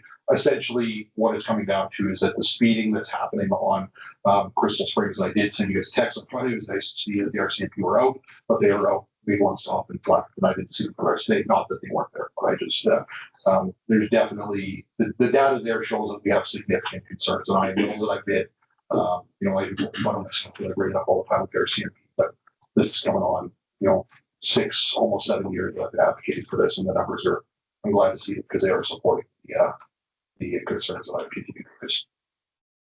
Just one quick comment, and again, I support speed mitigation, what our options are. A few places, not just, Crystal Springs, but I think anything almost between Clubhouse and Central, like some of those ones that people use as mainways, what are some possibilities there would be good to know. I do want to say though, if we would have had Staff Sergeant Teniak with that same report, I don't know if he would say there's a problem there. And I'm only saying it because in one day, 24 hours, I didn't go through all the material the way you did last meeting, but in one day, there's only 27 on the one, which times 2, that's 54. That would mean going over 50 kilometers, which they would actually ticket. And so over 40, much higher, yes. But from what we understand, over 50, and at 1 an hour, so 2 an hour, they probably wouldn't be there for that type of enforcement. And that can tie to the other ones too, but I want to point that out that it's almost a different lens on it, the same data, and it's not that it's negative. It may mean we have to look at other ways of dealing with that, whether it's speed or whatever it might be. So I'm not looking for a big discussion on that aspect right now, but I want to say the data from different lenses maybe would be different. And if Staff Sergeant Tennick had it, he would say the number of tickets we would be able to give in a period of time in 24 hours. If we're going by the data that was there, is 27 one way and 27 the other, 54 in 24 hours. So yes. Yeah, that's a little bit of that is incorrect. The speed information that was given was one directional. Right, so times 2, so that's 27 times 2, 54 then. So what I'm getting at is that, and I don't think we should be discussing that because this isn't part of this motion, but I want to respond to that. Under the information that's there, and it's not personal opinion, it's data that's there. The typical speed cameras that are used by law enforcement, they can effectively issue a ticket at anything over 10%. That's a national standard. That means 44. Okay. According to that data, one vehicle is exceeding that speed limit every 3.5 minutes on Crystal Springs. Okay. 3.5 minutes for them to be able to issue a ticket if they chose to do so. So it's not 2 an hour.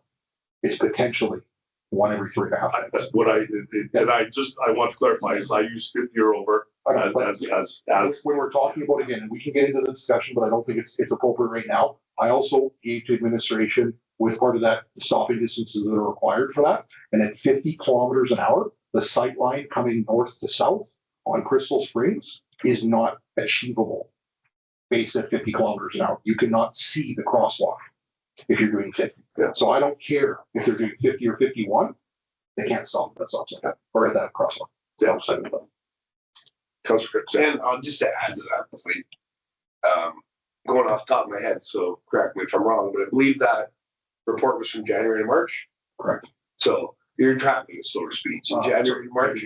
Sorry. Yeah, right. That's winter driving. So in the summer, if you would have got April to October, those numbers are probably a lot more significant. So I only want to bring it up because I truly believe we need to look at speed mitigation. I'm going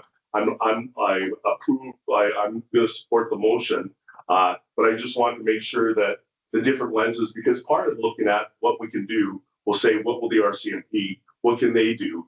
And, talking to them will be a part of that. Yes. Yeah. So we, I think the speed numbers, not whatever in terms of,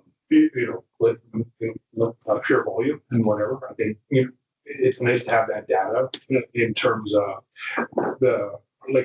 our administration will have that in terms of looking at what mitigation measures would be out there. So certainly for me, I think that this is obviously something that we can use, after investigation in terms of what might work best in whatever scenarios or other areas of the community, whatever based on either walking traffic or whatnot. So, so I think while analysis of the numbers is important, at that point there, I think that just kind of justifies us to why we are, talking about this and also the potential severity of it. So those aspects I get. So for me to have administration research the different alternatives out there, pricing to kind of go with that, so that way there we can have that strategy discussion come budget time. I think for me is the driving force behind this. So yeah, definitely behind the numbers and whatever I can put on some material, is for me somewhat immaterial. I think it's very material for our administration, but looking at that, seeing what we can incorporate come budget time is certainly important for me. Okay. Any other comments? Okay, see none. All those in favor? Carry. Okay. No. So I'll make a second motion then, and that is, I'll leave the comment after I make it, but is to formally request targeted speed enforcement from the RCMP, specifically on Crystal Springs between Central Street and Clubhouse Boulevard, effective immediately. Okay, seconder for that. Councillor Beck. Question, comments? Yeah, like if I could speak to that, certainly in today's meeting there, like you obviously, in the request now for the additional member, we talked about, how much control do we have over deployment and, things like that, and whatever. So I think that, supporting this motion, like at least kind of gives that council support, and that thing that are administration can sort of take to the RCP and see if we can get some specific enforcement, along that. Now, looking at the actual numbers that were there, that can, certainly source timing and very specific, targeted, enforcement in that area. So with that, I would be support that. Other questions, Councillor Steve? So I'll be very transparent with everybody about the kind of my thought process behind this. So a number of years ago, prior to me being on council and being a member of the Neighborhood Watch, we did bring this up with the staff sergeant at the time. They did put up something that they call a black cat, and that's an RCMP actual speed camera, but it's a hidden system and it's not used for any kind of, it's just for data. And at that time, they recommended that there was immediate enforcement suggested due to the excessive amount of people that were speeding. That report was given to administration. I don't know if it's kind of lost its legacy or not. I could see if I could find it as well, but the data that we were able to pull off of the one speed sign definitely supported the findings a number of years ago, and the population has only continued to increase since then. I am 100% aware of the fact that we do not currently have the capacity to have a dedicated RCMP member that's just going to be sitting on Crystal's residence. The reason that I am specific on this is because this is the only street currently that we have data on, as opposed to just Marshall standing on this sidewalk screaming at people driving by. That being said, my hope is that this would allow us to formally request from the Warman RCMP so that they can then go to F Division and say, look, we have this request. There is an integrated traffic unit that's based in Lawrenceville, and my hope is that then they would be able to extend a specific request to them so that they can come and do, a couple of days a month even. Because when people get tickets, I could tell you the last 3 speeding tickets that I got, they were a number of years ago, and I know every place they were, and I think about them every time. And that's really what it comes down to, is that, when people are looking at the speeding or looking at things that are going on, I think that, we're seeing a couple of high profile stuff will change people's opinion as well, and people talk about where they got a speeding ticket within the week. So that's my overall objective with this motion, is to kind of push the ball forward and continue on with what it is that we're doing with the RCP. So, and again, I wish we could have more enforcement, and I think the request is important. Probably this is probably a better place for it to be, because I think they'll take the data and have some comments to that, which is fine. Because I think once we make this, I think we'll look for some feedback probably in our next committee of the whole. So because now it's a motion of council, if this is passed, that would go to them, and they are at least hearing that this is what we passed as a motion. They're required to respond in some way to at least say what they can or can't do and why. Councillor. Can I just get the motion read back again? Because I think there's something in there that I may have, that I may not be willing to vote for it. Okay, so the motion is to formally request target speed enforcement from Warman RCMP on Crystal Springs Drive between Central Street and Clubhouse Boulevard, effective immediately. Okay, yeah, I will be voting against it. I think identifying a specific location, I think, I don't mind the idea of asking for dedicated traffic enforcement.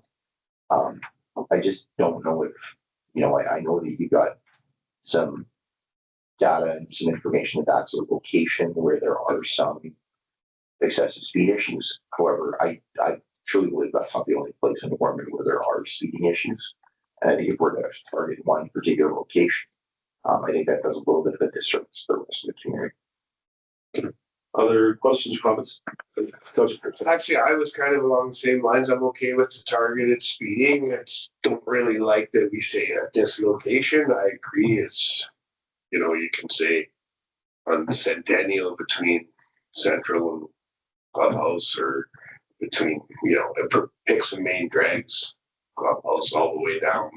So I'm okay with the motion if we take out the targeted Location and just say the city of Warman targeted on speeding right away. I'm fine with that. I'll let the mover have comment on that? So if I can respond to that, I'm gonna leave the motion as it is. And the reason for that is that everything else that we think is happening on other streets is subjective. We know there's speeding, we can see it. You know, it's the saying of like, I know what speeding is, I know it when I see it, but I can't prove it.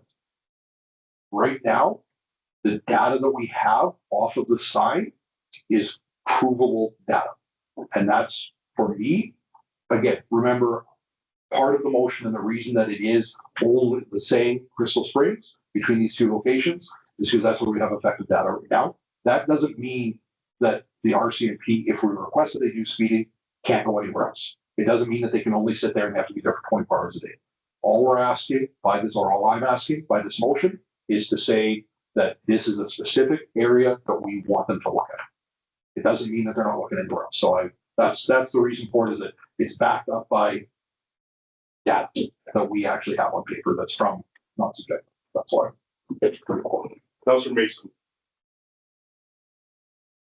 Yeah, I like the motion, but I agree with Councillor Tooley and Councillor Cripps that I would like to see it citywide, because I know we have data for that, but I guarantee we could talk to residents in other areas of the city, and I've heard from them that there's speeding going on as well. So I mean, I would want to move the ball forward, but I think it's citywide, and there's definitely areas that they could be targeting. And you know, I know there's some other signs and stuff that couldn't we pull the data to, and I don't think it would take very long to be able to say here's some other places. So I think, again, I like the motion. I would have it citywide. Okay, other questions, comments? Just to add one more point to it. Just, yeah, like I feel like the RCMP know too, right? Like they know this is their job. So they know, okay, these are gonna be spots that are, you know, potential speeding just because of how the road is set up, the length of it, the stop sign, or red light, like the cops know where the speeding spots will be and the potential for it is. So I just feel like if we just take out the location and say, you know, go out there and target speeding inside the city of Warman, they know where to go. Other comments? Okay, I'll call the question. All those in favor? Opposed? Defeated. Okay. Vinny? My third motion is to the council direct administration to retrieve and report the second radar signs data, which faces south on Crystal Springs, to confirm the directionality of the data that was presented at the committee of the whole. Okay, seconder for that. Sure. Can I hear the motion here? Yeah. That council direct administration to retrieve and report the second radar signs data and confirm the directionality of the data presented at committee of the whole. And I guess to be specific, there's another speed sign that faces southbound on Crystal Springs, and that data was not available from us. Okay, so to retrieve the data and present it. Seconder for that. Councillor Cripps, questions or comments? So just to tell people, so my understanding is that there is a potential that sign be corrupted and that the data is not available until that is proven to be correct. And again, 99.9% chance that's what's going to happen.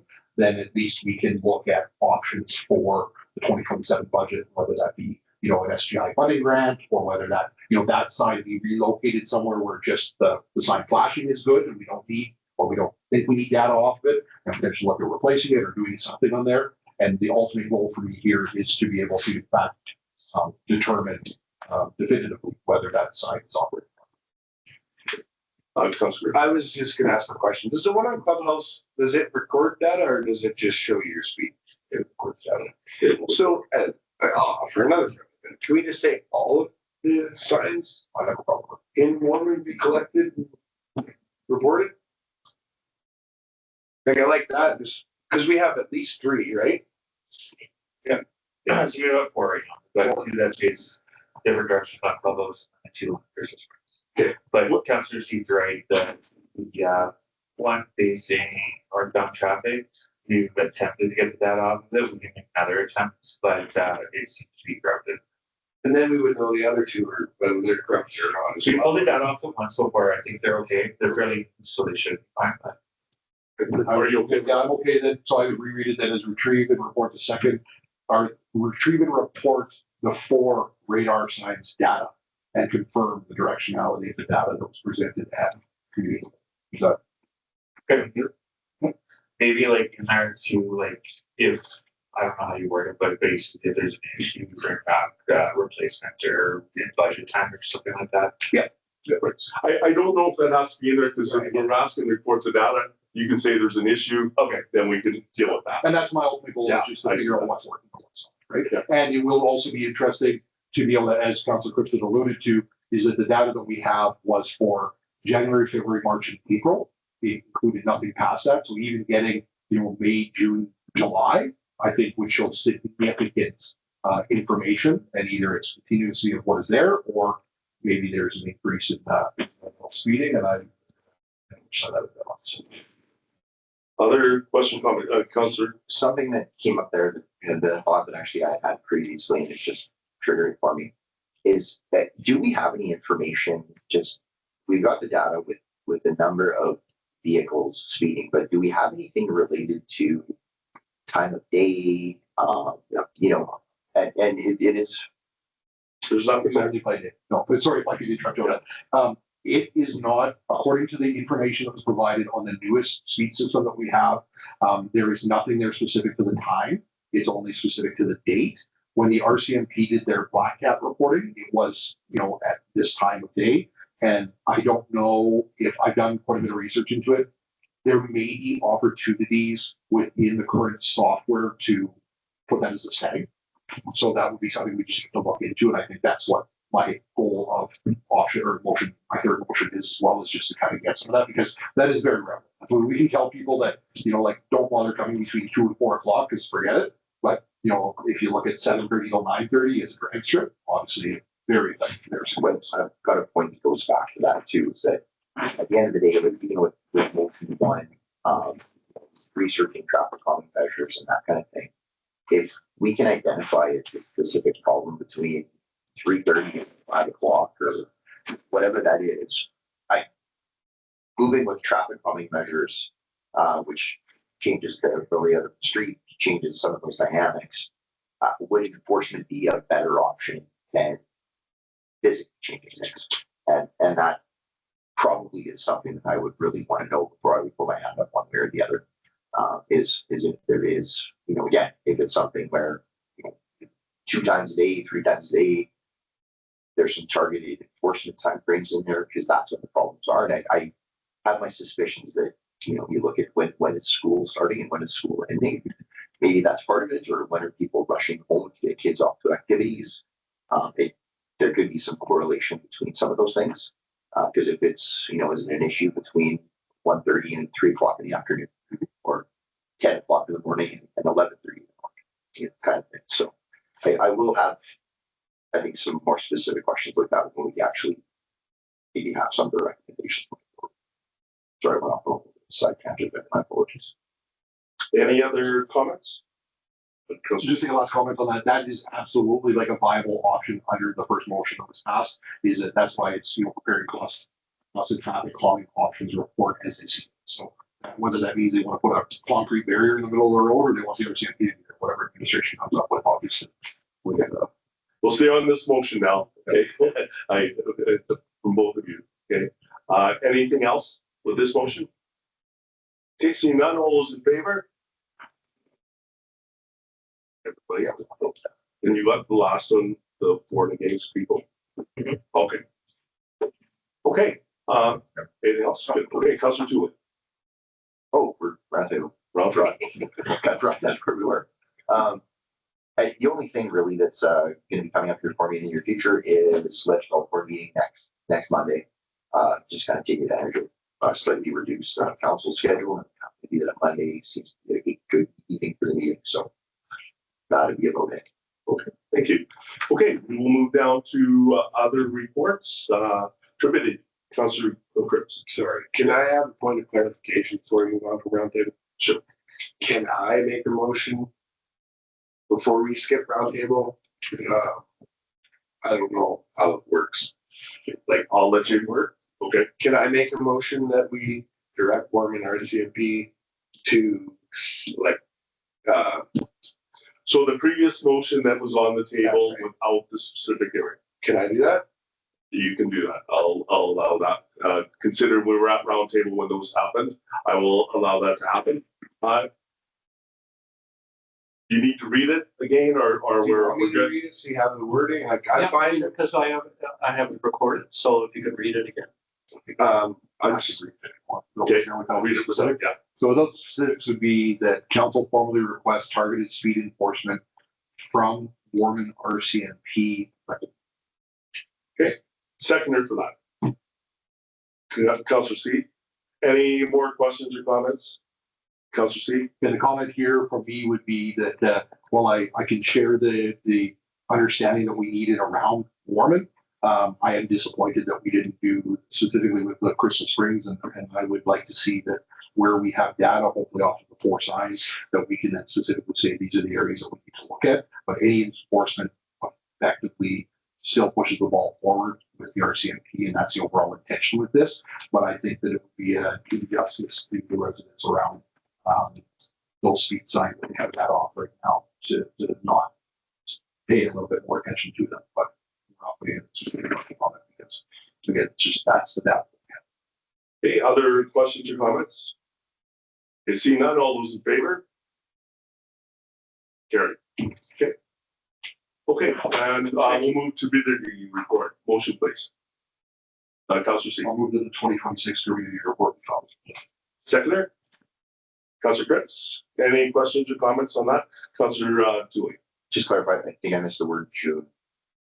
I think it was, I think it was, I moved that the 2026 review report. I think that's how it's read.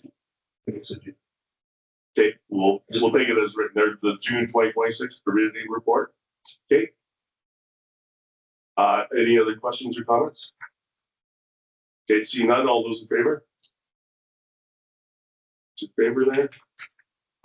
Carry. Okay, we'll move down to accounts. Councillor Dooley. Move to approve the city accounts as presented by checks numbered 4532 to 4647 for the amounts of $2,499,608.12. And the payroll vouchers numbered 22,371 to 22,589. The amount of $306,663.84 for July 2026. Second. Councillor Beck, any questions or comments? Councillor Steve. Just 2 questions, and I guess it'd be probably on. The answer to them is that I see that on parking security for the Warman duplex, in the total of like $24 change somewhere in there. What was this? Richie, that was that, right? Do you remember exactly? It was one of the volleyball events. Yeah. So do we cost recover that from the? We do not. We don't. Okay. That's a bit of a concern because I'm not sure why we're paying over $2,400 to, if somebody's having an event that requires extra security, that should work. The reason we don't cost recover it is because the director of recreation thinks it would be a little bit difficult when he has multiple events going on there. And although it might be one event that kind of, from his perspective, sort of triggers the enforcement, he still figures it's a little bit difficult to attribute that to one of the participants of the community class. I think for me, it just be something I'd like to be mindful of going forward because we shouldn't be paying out of pocket to have people do the things here. I mean, within reason. And if there's, it's a one-time thing, probably so be it. But then, what's next? Like, then we have to do it for Pure Classic. We have to do it for all this stuff where we're out of pocket again for these. That's correct. We have done it for a few events this year, maybe two or three. I just want to be mindful of the dollars and cents. That's all. And then the last one is that I see that there was a rooftop unit repair for the NMP arena. It's 7/20/2026. The line, and it was for it's small now. It's only $625.78. But I'm just curious, like, is there not warranty on our rooftop unit that's less than a year old? Can you tell me what check number that is? 4601. It's the date on it is 7/20/2026. Can I get that? Yeah, of course. Absolutely, please do. I just wanted to, my first thought is that why are you repairing a brand new truck? Is there no warranty on it? And sometimes we pay to get money back, but we'll Okay, that's shoot check that. But Yeah. it's all I see is that we're paying $600 to fix something that's should still be shiny. Well, it's maybe, I'm not telling you why, but sometimes some of those warranties are parts only and labor. So you get the part warranty, but the labor's not. And that might be it. And I mean, again, it's not a huge amount. It just stands out as something that's huge. Okay. That's it. Thank you. Any other comments on accounts? Okay, seeing none, all those in favor? Carrie, a motion going camera? Councillor Grimes. Whereas section 94(2) of the Cities Act states that council may close all or part of their meetings to public if the matter to be discussed is within one of the exemptions in part 3 of the Local Authority Freedom of Information and Protection of Privacy Act. Therefore, be it resolved that council will in camera discuss matters in section 17(1)(b) of the Local Authority Freedom of Information and Protection of Privacy Act. Second. Councillor Ben. Any questions or comments? Seeing none, all those in favor?